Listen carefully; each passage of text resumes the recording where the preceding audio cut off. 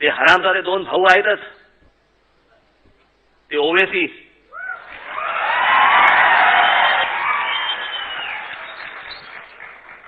चाले ही खुर्ची सगळी इथेच येणार. वाटेल ते तोंडाला येतील ते बडबडत बसतात ही माणसं, त्यांच्यावरती काही नाही. आणि मी प्रामाणिकपणे महाराष्ट्राची मराठी माणसाची बाजू मांडली. माझ्यावर 92 केसेस टाकता आणि ह्यांच्यावर एक पण केस टाकत नाही तुम्ही.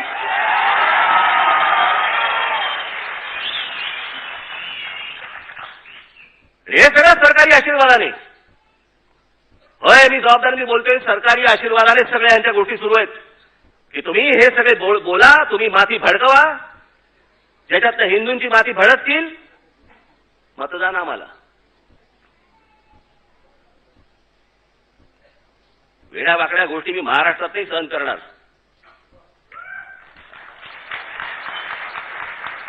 मागच्या वेळेला एक मोर्चा काढला होता त्या ओवेसीच्या लोकांनी, ज्यावेळेला आझाद मैदानावरती, त्याला मोर्चाने उत्तर आपण दिलंय.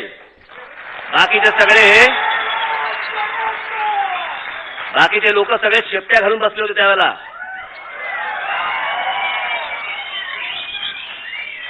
कोण पुढे नव्हते आले. आणि आपण मोर्चा जाहीर केल्यावरती मग तिकडे जा, मग त्या काहीतरी स्मारकाला बघा, डागडुजी करा, काही लागलं तर नाही ना. तेव्हा कोणाची हिंमत नाही झाली.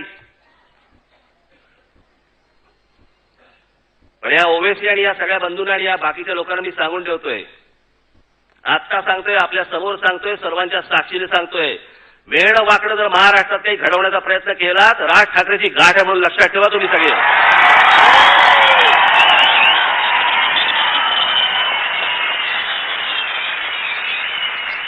रस्त्यावर बाहेर काढून फोडून काढेल.